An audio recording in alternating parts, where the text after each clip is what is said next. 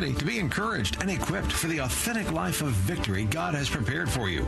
Welcome to Real Victory Radio with your hosts, Elaine Martinez and Latan Roland Murphy. Two friends, both devoted wives and moms who have a passion for Jesus and huge hearts for the broken. Elaine is an inspirational speaker, author, and Bible teacher. Latan is an award-winning author, sought-after speaker, and Bible teacher, too.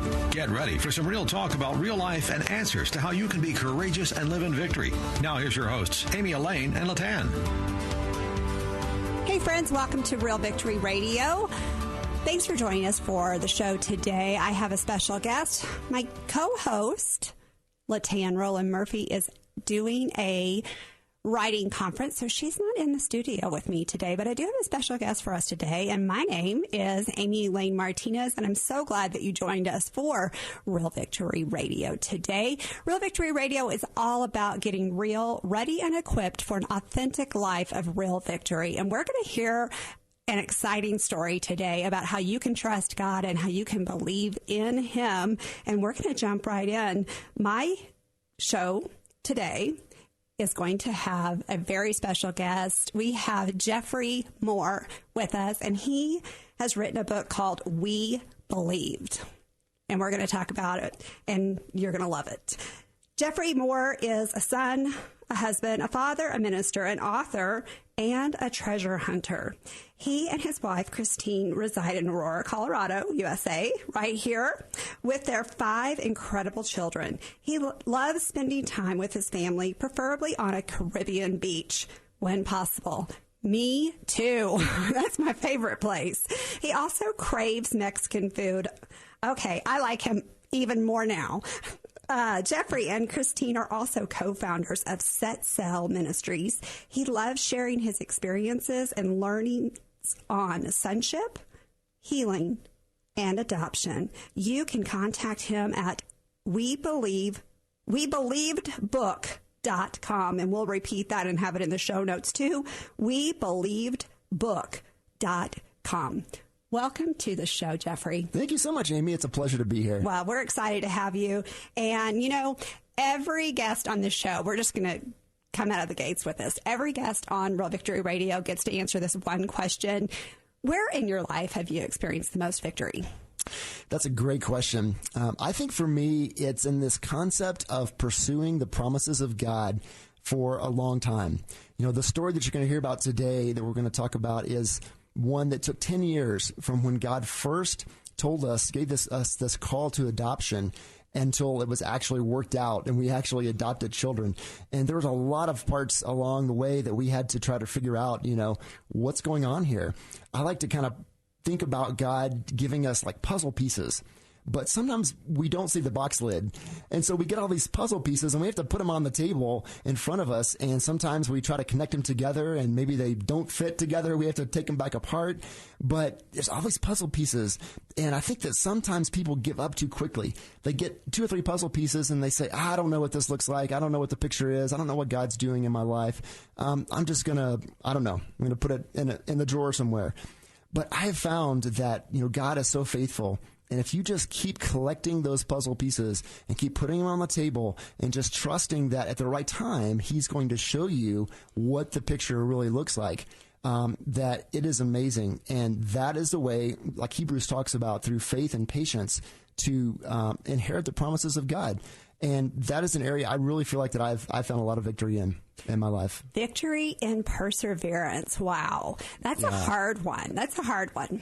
My brother told me a long time ago that that was one of the things that he saw in me, and I've always held on to that. And then after he passed away a few years ago, it was something that I even more held on to because I had to help his kids persevere. So perseverance is a huge place to have victory, and it's not an easy one. And you're going to tell us a little bit more about what that looks like. And 10 years is a long time, Jeffrey.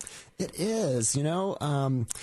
You looking back, maybe it's not so long, but in the process, when you're going day to day, it is a long time. But, you know, there's a lot of biblical examples of lots of time passing. I mean, David had, you know, decades that passed between when he was anointed king before he became king.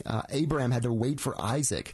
I mean, waiting is not unbiblical, right? I think that sometimes we get this idea in our society because everything is microwaves and tweets and just what is happening in the moment, that we forget that God has a process.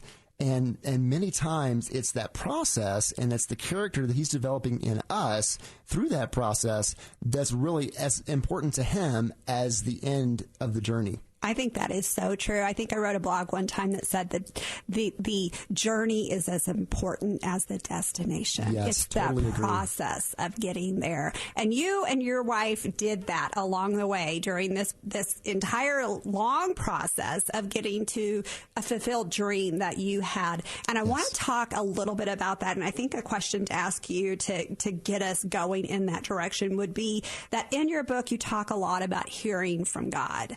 How does he usually speak to you? I do. There's a lot of different ways that I find that God speaks to me. And, in the early days as a Christian, I didn't understand that I was hearing God's voice more than I really thought I was. I thought maybe I wasn't hearing him at all. I knew I had the written word, I had the Bible, and I could read that, I could understand his general will. But in those moments where you really needed the counsel, of the Lord, of the Holy Spirit, I wasn't comfortable or confident that I was really hearing his voice until I heard this teaching that said, look, when we speak to each other, the sound goes into our ear and then to our brain and then to our spirit. But God is not a man. God is a spirit. And so when he speaks to us, he speaks primarily to our spirit first, and then our spirit communicates the message to our brain. And that's why sometimes you hear something from God and your spirit gets really excited about it and thinks, wow, that's amazing.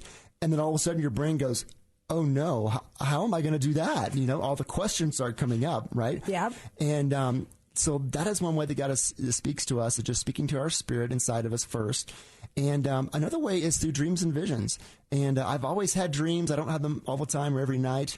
I didn't always think that they came from the Lord, and I still don't think every dream comes from the Lord. But I do think, there's biblical precedent for God speaking to us in the night seasons, in dreams, in visions.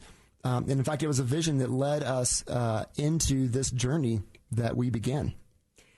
Well, are you going to tell us a little bit more about that vision? Because I think that is going to be some really good conversation. The vision that you had with, I believe it was on the beach, your favorite place. The setting of the scene was on a beach. Okay. It was, exactly. So in this vision, and I like to just give a preamble to a vision, because people have different concepts of what that means. But for me, I was awake. It was not a dream sleeping, but it's much more vivid than just my imagination. And so in this vision, I was floating in the ocean. It was a very calm scene. It was at night. I was being carried by something in the water, like a current or something. And I walked up onto this beach of a deserted tropical island. And lying on the sand, all around the sand, were these beautiful gemstones or jewels. And they were glowing with an internal fire. And they were like the size of golf balls or bigger. I mean, they were enormous. And so I just looking around, there's this beautiful scene in front of me, all these gemstones lying around in the sand. And I reached down to pick one up in the vision. And when I did, the vision ended, and the Lord spoke something to my spirit that was so powerful. He said, "My son, are you willing to be carried by my spirit to a land far away to pick up the jewels that no one else even knows about?" Oh my gosh. We talked about earlier that we might have the ugly cry while we were in here talking about your story. And that is so touching. What a beautiful way for him to give you this calling and this dream and this vision to do what you guys did. And I want to know so much more about that. You wrote your book, We Believed About This. And Yes. I bet it took a lot of belief to take that very first step after you had that vision. And, how did you even decide, what does that mean? That's a beautiful vision, but carrying that out was that's your story. That's the story. Yeah. And, after that experience, the Lord said, he said,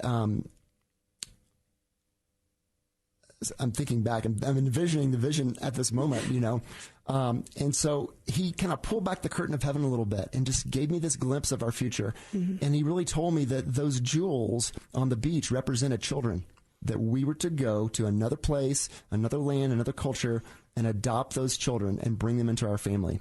And that started the journey. That was in May of 2007. And at the same time, he gave us kind of a word and said he wanted us to go to this country of Burkina Faso, which is in West Africa. We'd had some connections there before. And so I kind of put those things together, a family mission trip to Africa and the adoption. And I said, hey, let's go do it. And so we went 6 months later on a family mission trip, my wife and our 3-year-old son, Joshua, at the time. And we thought we were going to come back with an adopted child. We were woefully unprepared for the length of time that normal international adoptions take because we didn't have any concept at that point. Right. We hadn't really considered adoption. But we told everyone, we told friends, family, our pastor, we thought we might come back from this trip with an adopted child. We went on the trip. We were there for 2 weeks. We stayed in an orphanage. We volunteered at an orphanage. Did a lot of great things there, saw the Lord work through us in amazing ways, but never connected with the child that we thought we were supposed to adopt. We came back from that trip very disillusioned.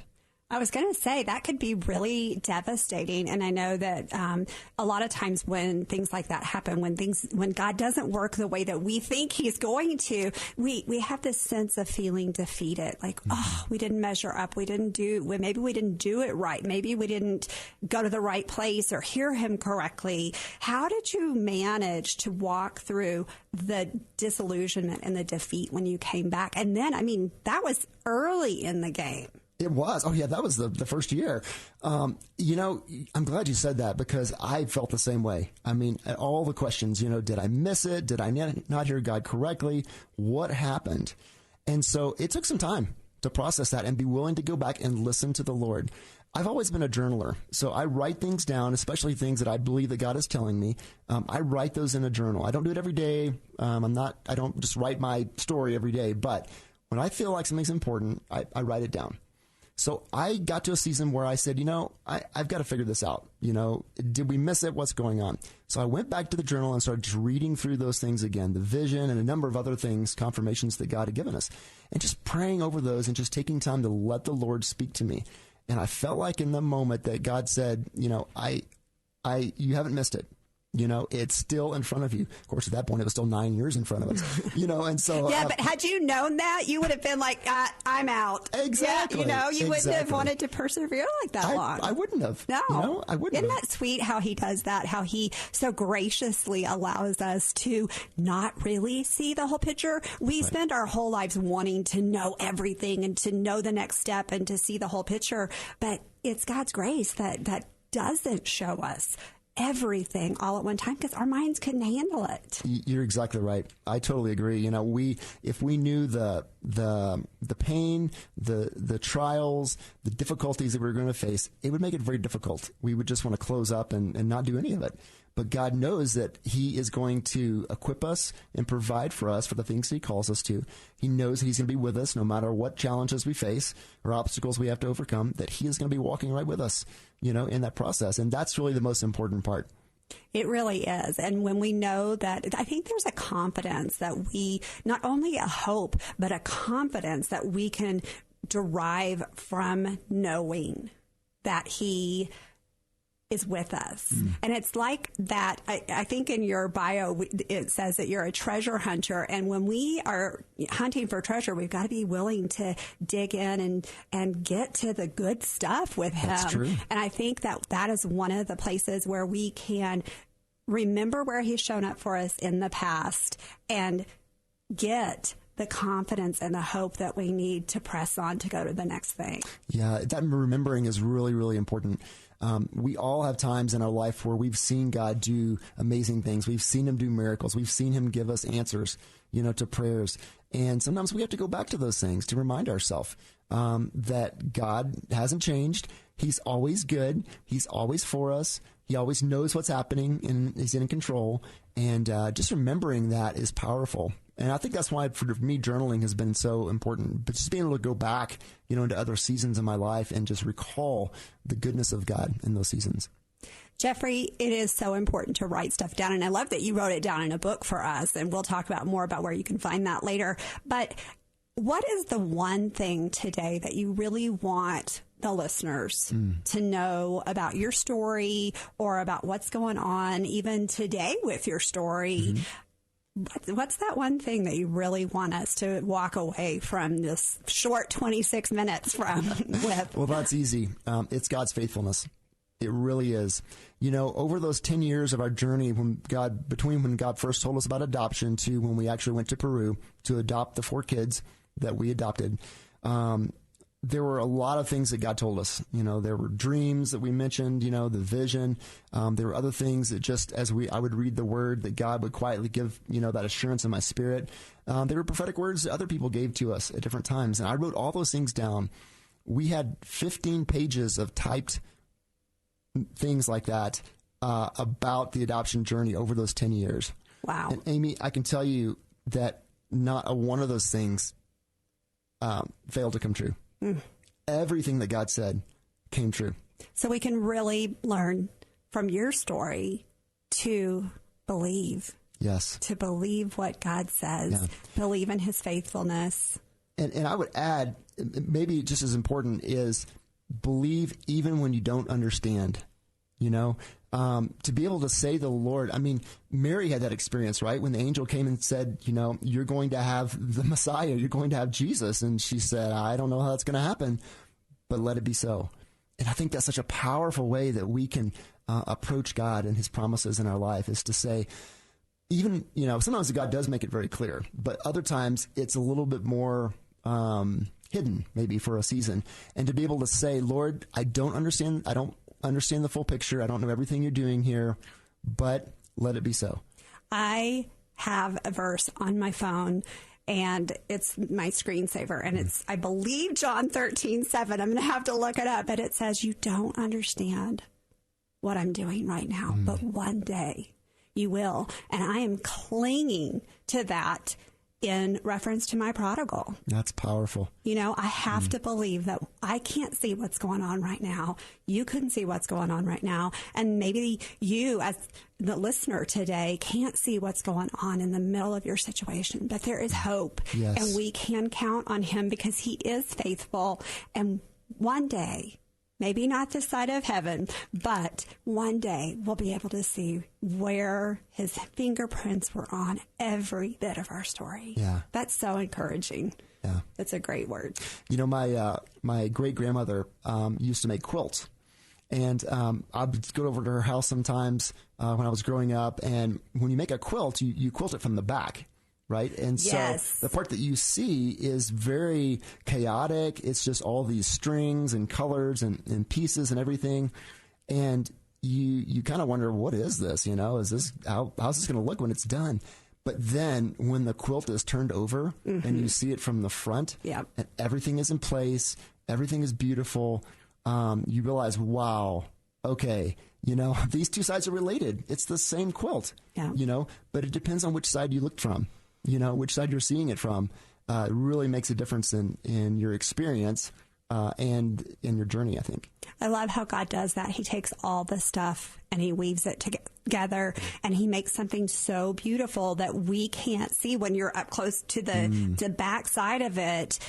You have to wait till it's finished and you turn it over, and it's this beautiful thing, and you want to show it off and you want to tell the world. And that's the whole point of what our stories, like your story and We Believed, is, so that we can go out and share the goodness of God in the land of the living right here, right now, that it's a here and now thing. It's not a later thing. It's something that we can experience right now with him. That's right. And I want to encourage the listener today who may be feeling discouraged or defeated or, you know, just downcast, that you can believe in the faithfulness of God. He will show up in your mess, in your pit, in the chaos of your life and the adventures. Yes. You know? Yes, in all of it. Yeah. In all of it. He's walking with us through the good times and the difficult times as well. And I was right. I looked that verse up on my phone, and I don't have that phone in front of me, but I looked at the actual Bible verse up, and it is John 13:7 that says, you don't know what I'm doing right now, but one day you will be able to see it. So that's definitely a paraphrase, because the word is so much better. Jeffrey, let's see. I want to ask you another question. When you look back now, what aspects of God's character do you find most revealed through your story in we talked about the faithfulness, but there has to be even more of his goodness and his character that shines through. What else? What else just really jumps off the page in the book that you wrote for the listener? Yeah, his goodness is just so amazing. And we've just experienced it in so many different ways. Our 4 kids have been home for 2 years now, and it's been really challenging. But every month has gotten better. It really has. The first couple months were very difficult. As you can imagine, we were a family of 3, my wife and I and our oldest son, and then bringing 4 other kids into the family. It was difficult. And the neat thing is that they're siblings. They are. They are biological siblings. Wow. They are. That doesn't always happen in adoption. It doesn't. That's one of the reasons we actually chose Peru, because Peru keeps their siblings together. Some countries don't. Yes. But we wanted to support that because we were getting approved for a large sibling group, and so we wanted to partner with a country that could do that as well.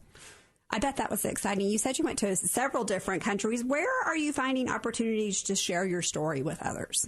At churches, I've been able to do that just a little bit. I'm just growing into that, kind of getting started. I wrote the book with the idea not just to chronicle the story, but really to encourage others to connect with the promises of God.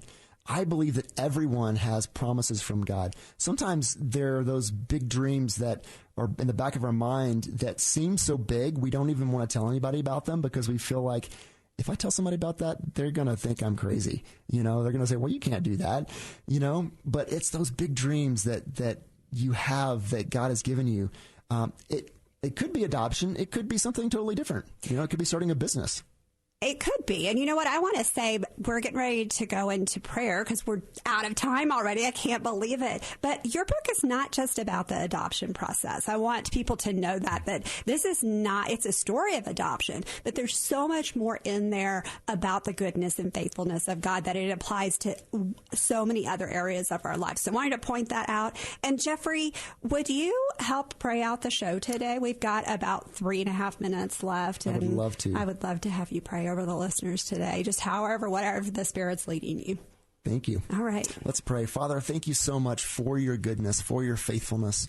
You are amazing. You are truly, truly incredible. The way that you shine your love to us, the way that you weave our stories together, the way that you allow us to partner with you to advance your kingdom. And Father, I pray for that listener right now that knows that they have some promises from you, but they haven't yet figured out how to connect with those promises and how to work it out. I pray for grace in the midst of their time and their struggle. I pray for courage that they could say yes to everything that you've said to them, to the promises that you've given to them. And Father, I pray for the listener that maybe doesn't have a promise yet and is not even sure what that means. And I pray that you would open the eyes of their heart, the eyes of their spirit, that they'd be able to see and hear you more clearly in their lives and just be able to experience your goodness and your faithfulness for themselves and to know that you have more for them. You have more for all of us. Even than what we're living right now today, you have more, and you are wanting to use our gifts and the things that you've given to us and blessed us with to bless others, to encourage others, and to draw even more people into your kingdom. In Jesus' name I pray. Amen. Amen. Jeffrey, that was a great prayer for our listeners, and I want to encourage you all to go grab his book, We Believed. Tell us where we can find that real quick. You can go to my website at webelievedbook.com. If you sign up there, you'll get chapter 1 for free. You can also find the book on Amazon in paperback and ebook. And is that the best place to connect with you at webelievedbook.com? Yes, that's correct. Webelievedbook.com. All right. It has been such a pleasure to have you on the show. And I know you've encouraged the listeners today to trust God, to believe in him. And I want to remind our listeners that you can contact us at gocourageously@realvictoryradio.org. And we also have our new website that is a work in progress, y'all. Please give us grace there. But it is realvictoryradio.org. And we would love for you to stop by there, learn more about Latan, Roland Murphy, my co-host, and myself. You can also join the Victory Movement. We can't do this without you. We are a listener-supported radio outreach program ministry, and we would love for you to join us at the Victory Movement over on the website at realvictoryradio.org. And I just want to, again, say thank you to Jeffrey Moore for being in studio with us. I love in-studio interviews. Thanks for being with us today. It's been such a pleasure. You're welcome. Thanks for having me. Absolutely. And we just want to encourage you to go courageously and live victoriously. Thanks for joining us for Real Victory Radio. We hope you were encouraged by today's episode of Real Victory Radio with Amy Elaine Martinez and Latan Roland Murphy. Go to amyelaine.com to find out more about Amy's ministry, including her book, Becoming a Victory Girl. And go to latanmurphy.com to learn more about her award-winning book, Courageous Women of the Bible. Real Victory Radio is a listener-supported radio ministry outreach. We depend on your prayers and donations. Check out the Victory Movement for ways you can partner with us to reach listeners with the power to go courageously and live in victory. Please join us again Saturdays at 6 a.m. and 4 p.m. for Real Victory Radio.